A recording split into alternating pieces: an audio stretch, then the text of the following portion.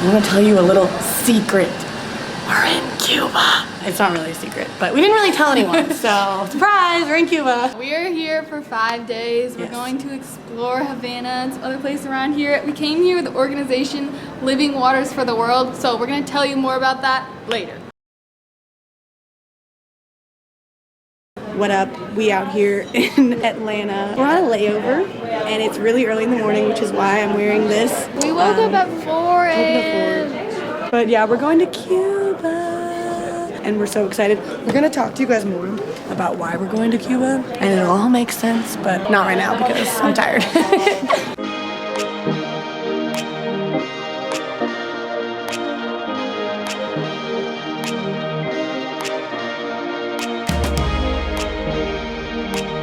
We're in Cuba and I'm freaking out. It's already so different than Tennessee, and I like that. No offense to Tennessee. I'm sweating and I haven't sweated so long because it's winter. I'm dying. Any snacks? Oh, I brought snacks for days because I get hungry.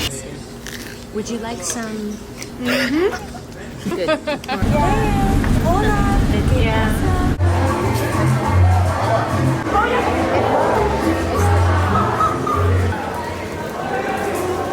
Latinoamericanos.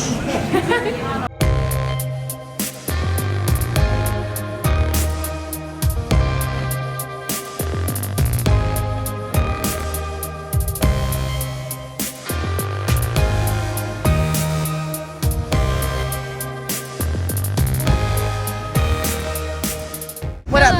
We out here in Havana. Yeah, we're just wandering the streets like a couple street rats. I don't buy that. I don't know. We're about to go to a jazz thing. Jazz club. Sure.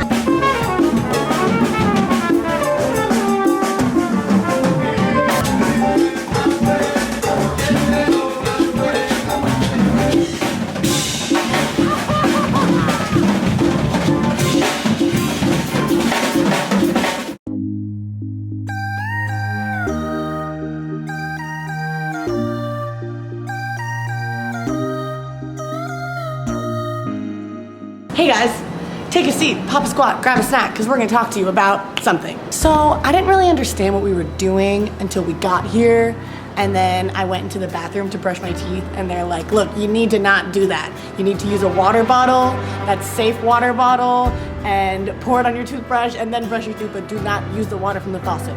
And I was like, okay, so hold on. People in their everyday lives cannot just turn on the faucet and drink the water. 3 million people every single year die because their water is contaminated, not clean, not safe. Most of those people are children. I was babysitting at a church in my town, and then I met this guy with some kids who I was babysitting. And then he asked me a little about my life, and I told him I was in a band, and then he was like, oh, I work for an organization called Living Waters for the World. This is him. He told me all about the organization and obviously got really excited about it. And he invited us to come to Cuba, which is one of the many countries that Living Waters for the World works in, to see exactly what they do.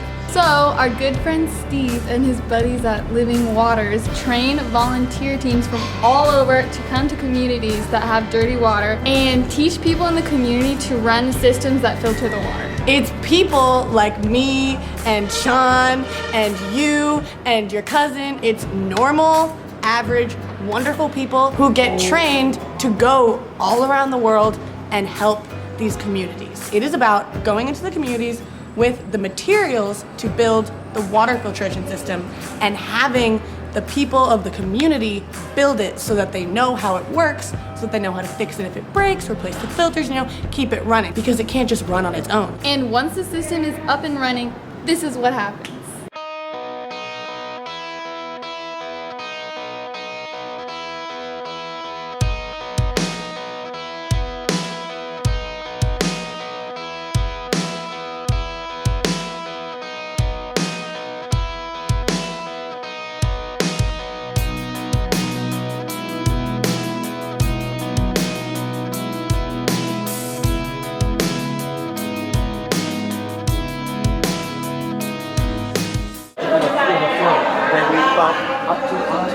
So we have 3 different tanks up there, and we have 1 tank here for the kitchen. Then we have the tank for the system. We start here, and we pump from the system, so it will go through the filters. I mean, in the kitchen you use one, people from the church can use this one. You don't have to make a line that you could rate how is the service. Is it good, bad, regular? Out of those 19 we received, 17 people.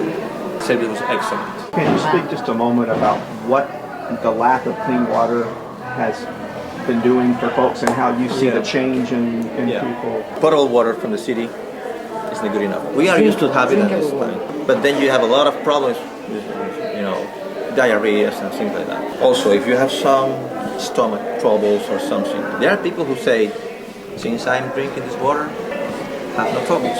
And otherwise, there are people who said, I didn't drink the water for 2 days because whatever I couldn't come, I started to have some. And when in Cuba we had an outbreak of cholera, it was really a concern.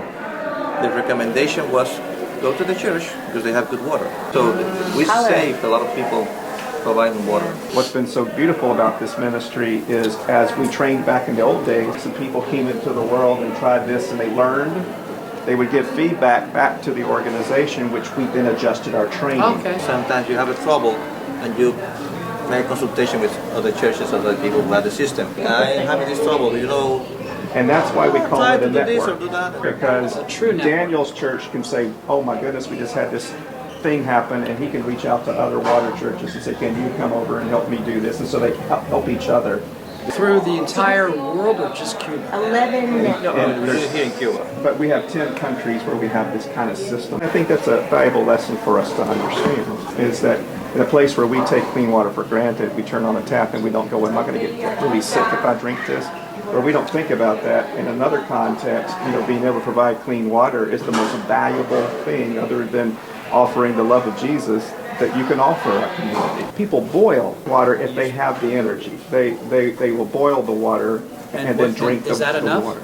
Well, it'll kill a lot of pathogens if you boil not all of them. But not all of them. Even boiling, still has very 100 degrees centigrade doesn't kill everything. No, it will not. It doesn't.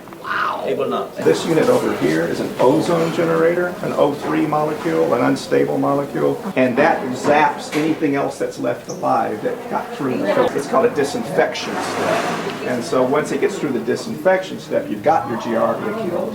You've got the things that filters don't get, that's the ozone gas. Right. So about 40% of our systems have a UV system, and about 60% of our systems in the world have an ozone generation system to create that disinfection. Everything that you're doing for the community is so amazing. May we continue to do so for many, many years. Archbishop Desmond Tutu says that the ocean is really only drops of water that have come together. And that's what we're doing here, so that people can have clean water. We have to do it together. We can't do it alone. And that's what God's called us to do. It's a blessing for us. So get a group together, either your family or your church or any organization in your town. And once you have your group together, go to livingwatersfortheworld.org. There's a link in the description and right here on the screen. And you can travel to one of these communities like Cuba or Haiti or Mexico or Guatemala and meet the people in these communities and make your mark on the world. And share the gift of clean water.